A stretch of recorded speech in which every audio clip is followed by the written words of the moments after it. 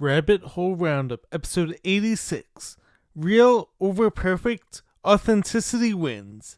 So guys, in today's edition of the Rabbit Hole Roundup, we're back to having a bunch of clips that are hopefully going to help you to become more successful, as well as become happier, more confident, and more authentically you.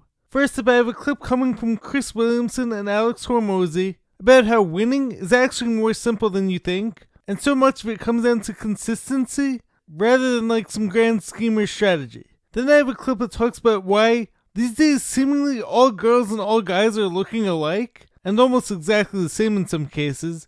Oh no! We've been cloned! And why this speaks to our lack of authenticity and being comfortable as you are as your best self. And then I have a powerful post coming from this girl Taya that talks about weight gain, but at least she has a good heart. And while no, I'm not for some of this whole mainstream body positivity stuff, I do definitely believe in leading with positivity and kindness, and the power in not just being beautiful on the outside, but why being beautiful on the inside and having a good heart matters just as much, if not more, and why it's not our place to constantly be judging others. I have a clip coming from Robbins with a simple tip for happiness, being just like to look at your camera roll, and a clip coming from Williamson on the Rich Roll podcast, where he said don't let cynicism win, and why you need reason to be positive and hopeful. And finally, I have a clip from Jason Alexander. You're crazy. Sticking it to me, Jerry. George. Sticking it! That talks about checking in with yourself and waking up with a smile every day, and how this helps his overall spiritual perspective.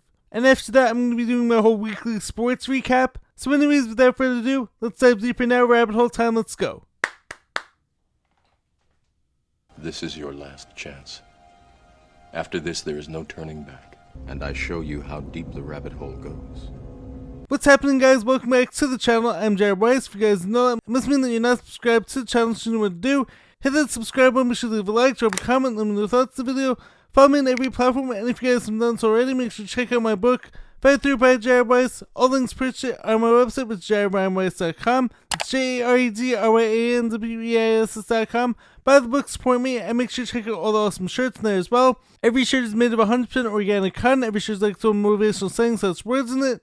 So as I'm always saying, any support at all is very much appreciated. So let's dive deeper in now. So the first clip I'm going to be sharing is coming from Chris Williamson and Alex Hormozi on the podcast. And the premise behind this clip is that 90% of podcasts don't make it past episode 3. So just by staying consistent, you're actually already winning. Let's watch together. So by making 21 podcasts, you were in the top percentile of all podcasters ever in history. That's what hard feels like. And that's not even hard. It's just consistent. Fuck me. It's less than half a year. Yeah. Insane. I hear stats like that and I just think, man, it is so easy to win. Like that. I mean, like when I hear that, that's exactly what I think. I'm just like, man, for everyone who's like struggling to win, it's like, you like most of the pain that people experience is purely in their own minds. And so to your point, I think there's an interesting one between like burnout versus hard. And so like for me, burnout is when I would define it as my output per unit of time decreases. So I can see that that's measurable, right? Now, like I can say like number of pages that I edit or the quality of the content that I create, like my output per time, like the team knows when I'm like 6 hours, 7 hours into recording something, they're like, I literally start like slumping. You're like physically, I just start like slumping and I like my cadence isn't as like, I'm just not as sharp, right? There's that versus emotional burnout, which I think people mislabel as burnout when really it's just like they don't know how to reframe reality. And so what it really is they got a comment on a post that bugged them. And like, again, it's like pulling it from the shadows. It's like, no, this stuff doesn't work. It's like, hold on. What's the one voice that actually is coming through? What is the real thing? Well, there was this comment. Okay, great. It's embarrassing to even have to say that. But when you say it, then you admit it and all of a sudden you put it in the light and the shame kind of starts to evaporate because then you can name it and be like, is this comment bigger than my future? So the fact that 90% of podcasts don't make it past episode 3 is absolutely mind-blowing, and this is why I try not to be overly focused on like how many subscribers I have right now, because I'm looking at the long-term picture. I'm looking at just how consistent I can be, and I know that like with this formula, consistency, a positive message, helping others, loving what I'm doing, and being my best self, I can't lose that way. I will break you before you break me. You will not defeat me. As long as I do it long enough. You're not losing if you're still going. You only lose when you quit. This whole race to the finish line is imaginary for the most part. This whole idea that like I'm versing you, and if you have more likes and more views than me right now, then I lost and like it's time to pack it in. That's all in our minds. As he said, it's not hard per se to win in life, it's just like about being most consistent. Anyone can post just like one video and maybe it goes viral, but how many people can post every day for 5 years, 10 years? Now that's going to separate who wins long term from the quick success. So it's really about setting your ego aside for a little bit, maybe even a few years. And I want to add on to what Alex said, so I don't think it's quote unquote easy to win, but rather it's simple and a simple strategy for a long enough time. And this is why the people who just follow the trends and they're seeking out that one viral moment usually don't stay with it because they aren't planning long term. And how are they going to keep this up without any original content or any original message? Those are the people who are going to burn out right away. I also love how Alex said, "Is this comment bigger than my future?"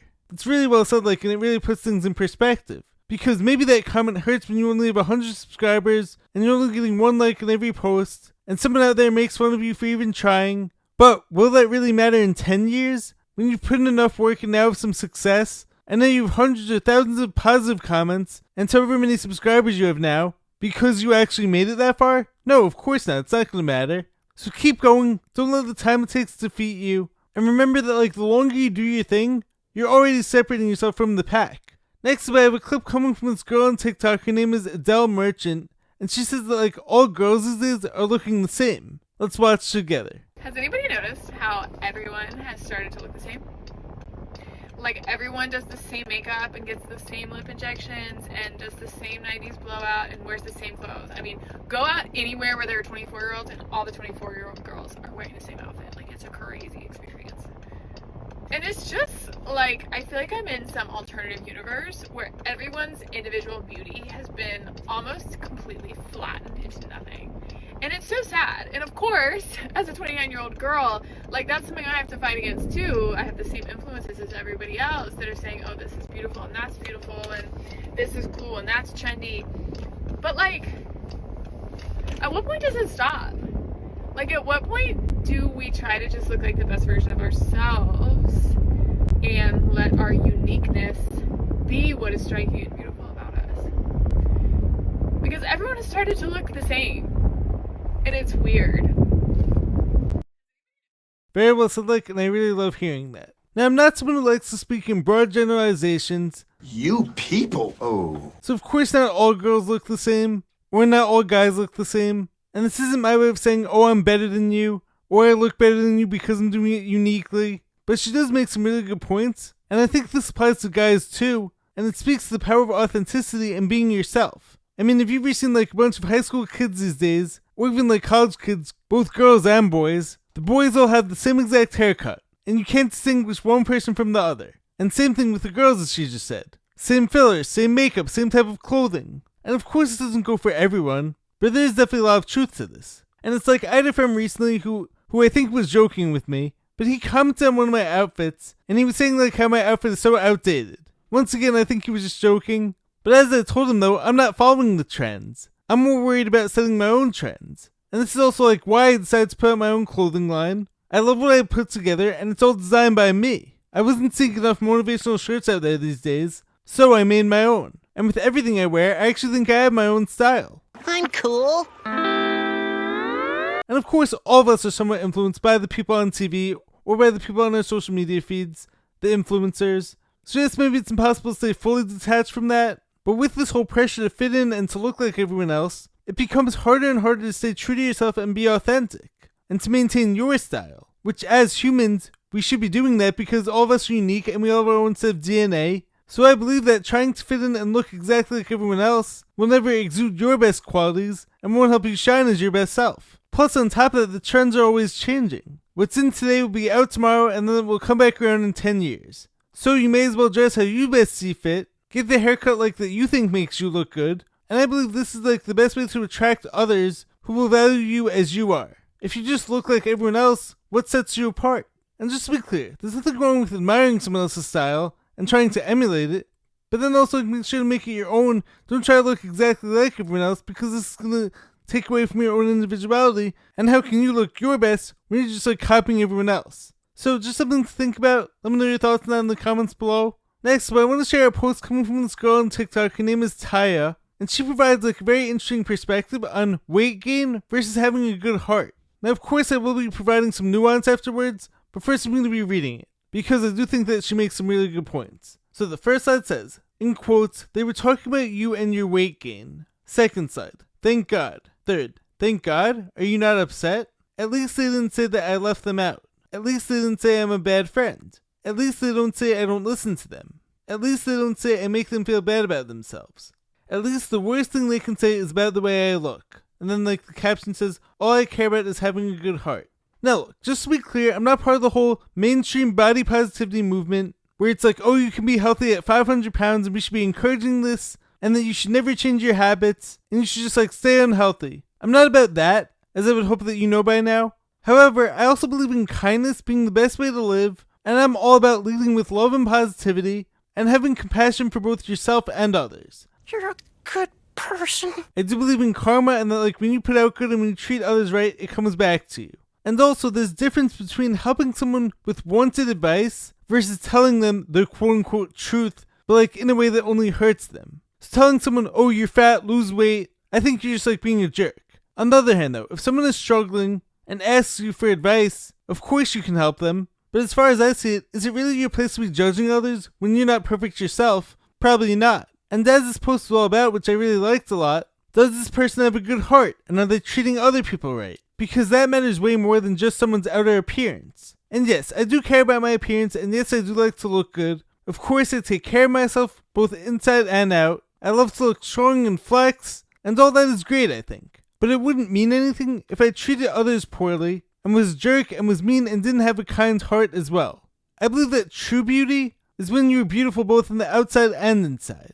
Having a good body doesn't give you the right to treat people with disrespect and to be mean to them. And if you really want to be radiant, the best way to do that is to take care of your whole self. Put good stuff in and then give good stuff out. Help people feel good, make them feel seen, give out good compliments. One issue that I have is with the whole backlash to the body positivity movement is that on the other end of the spectrum, you have all these people who think they can judge others freely and call them bad names and whatnot. But as far as I see it, that doesn't help our society either. That just creates more damage, more emotional damage, and more self-hatred, which is going to lead to more weight gain and more stress. Self-love, yes, it means taking care of yourself, but it also reflects on how you treat others. And I also believe that kindness and feeling valued and making others feel this way is actually the best way to get others to take better care of themselves, rather than judgment, but hey, that's just me. Moving along, I have a clip coming from Mel Robbins that gives a simple tip for gaining back your happiness, which has to do with looking at your camera roll. What's something you did recently that brought you joy, and how can you do more of it? And if you go, I haven't done anything that's brought me joy. I don't even know what brings me joy anymore. No problem. Let's work with what you got. I want you to take out your phone and look through your camera roll and ask yourself as you're looking through your camera roll. And, there have been periods of my life where I have been so burnt out and had so much stress and pressure that it was several years of scrolling back through my photos to find a photo where I could stop and go, oh, that's what I looked like when I was content and happy. Oh, wow, when I was running road races with my girlfriends. Oh, wow, when I was in that book club. There are things in your camera roll that remind you of who you are. Okay, great. My own life experience holds the clues. It has the evidence. So now I just have to ask myself, how can I do more of those things? How can I garden more? How can I find time to read more fiction? Here's what I think we get wrong about joy. We think joy is reserved for these periods of time where that's all you're going to feel and you're going to be happy. And I want you to think about joy instead like a life raft. That there are ways to buoy yourself, to lift yourself up, to make yourself feel like yourself, to remind you that there are lots of different parts of you and there are lots of different things you're going to experience in life. It's easy to find joy when you've been promoted and all things are going amazing. I mean, that's easy. Really allowing yourself and getting very intentional about inserting it into your life, no matter what's going on, that's a superpower. So, Mel Robbins is great, at giving us simple reminders that so many people forget about. How many of us are like, oh, why didn't I think of that? That's what makes Mel Robbins great, is that she reminds you of positive strategies that you forgot about because life got in the way. And so I think this is like a really great tip. If you're feeling lost in life, or going through a time of depression, which happens from time to time, we get busy or we get caught up in a routine that doesn't benefit us, or life hits, and we don't know how to get out of it. So go to your camera roll, or journal as I like to do sometimes too, which is like a habit I've done basically every day for the past 10 plus years, and remind yourself of what makes you happy. Your own happy place.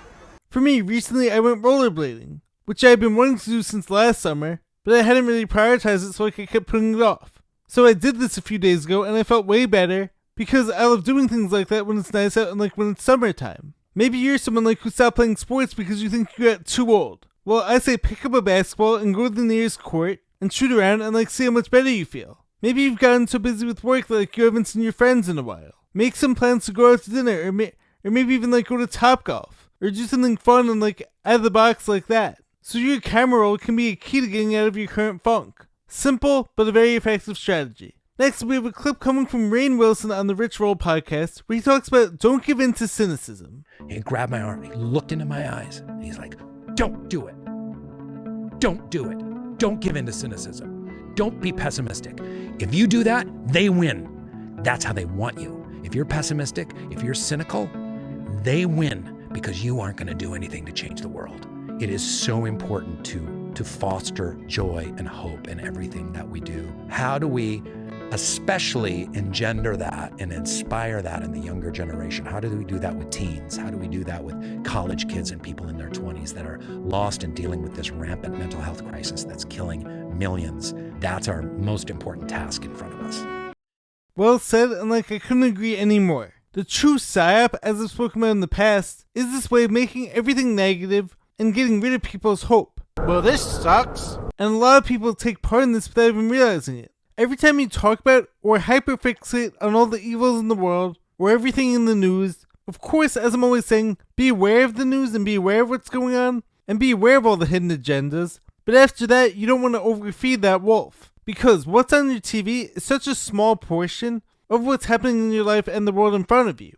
For every reason you can be upset or angry, there's also like a million reasons to be happy. And it's normal to feel depressed or anxious from time to time. This doesn't mean like there's something wrong with you. But if you're able to find something to smile about, maybe you give yourself a fun goal to work towards. You give yourself things to look forward to. Then you're creating a hopeful future versus a bleak and gloomy one. And some days it may feel harder than ever. You feel like the darkness of the world is weighing on you. But if I can be my incredibly positive, optimistic, happy self while healing from a life-threatening illness for the past several years now, and almost having lost my life in 2014, but yet every day I try to wake up with hope and happiness, then as far as I see it, it's possible for anyone and you can do it too. Make sure that like you're surrounding yourself with positive people, positive content, positive music, because all those things are choices and will reflect on your mood and outlook on life. Now finally in this week's episode, before I get to the sports recap, I have a clip coming from Jason Alexander, aka the actor who played George Costanza on Seinfeld, and one of the best sitcom characters of all time. A George divided against itself cannot stand. So he talks about waking up with a smile. How old are you? How old am I? I'm 65. Would you say that compared to most people who are about your age, you think you feel better or worse? I'm probably on par physically. Mentally, I think I'm pretty blessed. I stay pretty sharp. Spiritually, I think I'm probably ahead of, a little higher on the scale. What would you say you've done in your life to feel the way that you feel? Some of it is just checking in with yourself. A lot of people are so concerned with the challenges of life that they're always looking out. They're never looking in. How do I get that gig, or how do I succeed in that job? This guy that I listen to, Sadhguru, he goes, what's the first thing you do when you wake up in the morning? You get up, you worry about what you didn't do yesterday, what you have to do today, what you won't get done. First thing I do when I wake up in the morning, I smile. Because 1 million people did not wake up this morning. I did. Isn't that worth a smile? Very powerful, and like a very simple reminder too. Give yourself something to be happy about. Remind yourself that you're grateful just for being alive, and think about and reflect on more reasons to be grateful. I also love like how he said, so many of us are looking outward, And I agree that like this is why so many people feel depressed or angry, and it's because change is always going to start within. You can't affect change on what's out there before you change what's in here. So how do we do this? Take time to listen to your thoughts, have moments of silence during the day, allow some time for boredom, go outside more in nature, surround yourself with positivity, whether music, content, or people, as I said earlier, and then treat others right. Be the change that you wish to see in the world, and you can make a difference, and then before you know it, your outer world doesn't look so bad anymore. Now time for our weekly sports recap. Let's get it now.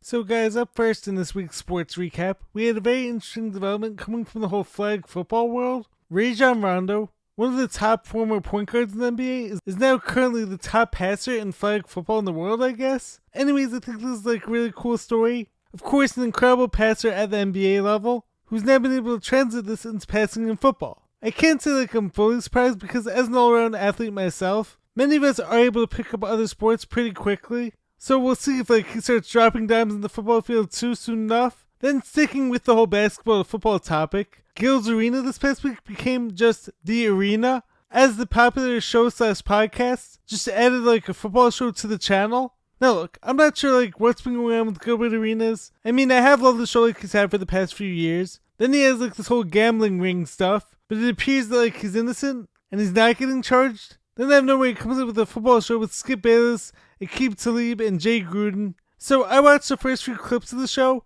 once again starring Skip Bayless, Jay Gruden, and Aqib Talib. And then of course playing the role of pretty girl who chimes in once in a while is Kinsey. So I went into this with an open mind, and here's my thoughts on the show. It does have like a lot of potential to be super entertaining, of course with those personalities. And as long as they stay away from meaningless arguments and debates, it does have a lot of potential. Of course, you have professional rage baiter Skip Bayless, who in one of these episodes was comparing Shedeur Sanders to Tom Brady already. And I also think Aqib Talib has some bias when it comes like to over supporting the players. But I do like how Jay Gruden balances everything out with his football knowledge. So overall, a bit of a weird fit. But if they are able to stick to sports and not get too sidetracked, it could be a really good show, but of course it's a big if. We'll see if there's any big fights coming from that show, because I'm sure there's gonna be. Next up, speaking of the whole football world, Micah Parsons got traded to the Packers from the Cowboys this past week, who just so happens to be my favorite team, for Kenny Clark and 2 first-round picks. Now first up, of course Dallas sports fans have had it rough this past year, first with losing Luka to the Lakers, and now this. But I don't think this is like as bad of a trade as that one was, because hey, they did get 2 first-round picks in return.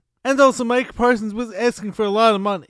I mean, $188 million is a lot. And yes, he's one of the top defensive players in the league right now, but is he the best, quote-unquote? Probably not. But as a Packers fan, I am super hyped about this, and like I am super happy, because this does in fact put them in win now mode. So I don't think this is a bad move for Dallas. But of course, Green Bay now is that top pass rusher, so if Jordan Love can stay healthy, I'm hesitant to say it, but like this can be a Super Bowl team. In other news, shout out to Jeremy Lin, who retired from pro basketball after 15 seasons playing pro in the NBA in China. The whole insanity era has to be known as like one of the craziest phenomena in sports history, I think. I don't care what you guys say, this guy was waving off Kobe, he was waving off Carmelo Anthony, he was knocking down game winners, possibly even like the most unlikely run we've ever seen in pro sports. I mean, this guy was a Harvard graduate who goes from G League player who then dominates the NBA for a stretch, alongside Carmelo Anthony, Kobe Bryant, Amari Stoudemire, and like other star players who he played with. So now I think what I'd love to see is like, I'd love to see him join the big three, because with all the other talented, fairly young players in there who are still like super athletic, I think he'd be a perfect fit. So Ice Cube, can we make that happen? But even if it doesn't, shout out to Jeremy Lin for like an incredible career and like an incredible run. He brought a ton of excitement to the NBA. Next up, in baseball this past week, the home run race is heating up right now, and if only Aaron Judge didn't get hurt, we'd probably have an even crazier race. But right now it's sort of reminiscent of the early 2000s, minus the steroids of course. But right now you have Schwarber going crazy. He had a 4-home-run game the other day, and like I was also reading a crazy stat about Schwarber. So he had 12 home runs in July and 12 home runs in August. Schwarber is the first MLB player to have consecutive months with at least 12 homers and 29 runs batted in since Mark McGwire in July and August of '99. That's crazy. Then you also have Cal Raleigh passing 50 home runs. Shohei Ohtani just passed 45 the other day. Eugenio Suarez is getting up there too. Judge is at 41, and like if not for his injury, he could have been like on pace to hit 60 himself. So maybe the MLB is becoming more of like a hit or miss league, because the strikeouts seem to be super high as well. Like for instance, the 2 new Mets pitchers, McLean and Tongue came into the MLB, and like their stuff seems to be nasty. Justin Verlander, at the age of 42 plus, had a 10 strikeout game on Sunday. Of course, you also have Tarek Skubal. You have Shohei Ohtani as a pitcher who had 9 strikeouts in the game last week. You have Paul Skeens. Zach Wheeler, of course, got hurt, unfortunately. But this home run race has been really good. My favorite team, the Yankees, were just on a 7-game winning streak and are inching their way towards that first place battle with the Blue Jays. Stanton, Bellinger, and Jazz Chisholm have been leading the charge, with Judge coming back along slowly too. And the Mets recently have been hit or miss. One game they're looking like the best lineup in baseball, and they put up 19 runs in the game. And then like the very next game, the bats go flat, and the starters are unable to get past the 5th inning. Now I also do want to apologize to every Mets fan out there. My sincerest apologies. I've been to 2 games this year, and like one of them was on Sunday. And unfortunately, I'm sorry to say, but like the Mets lost both games when I was there. So like I must be the kiss of death to that team. There was actually a crazy incident at the game yesterday. After Sandy Alcantara hit Mark Viances with a pitch inside, and that was probably the most fire that like the Mets showed during that game. As the benches cleared, the bullpens cleared, but like I don't think any punches were thrown. Anyways, that's your sports recap for the week. NFL season coming soon. I'll be covering that soon enough. Anyways, guys, hope you guys enjoyed the episode. I hope you guys enjoyed all the topics. Let me know your thoughts in the comments below. Anyways, if you guys enjoyed the video, make sure to subscribe to the channel, be sure to drop a like, leave a comment. I will catch you guys next time. Stay positive, stay hustling, stay grinding. Catch you next time. Peace.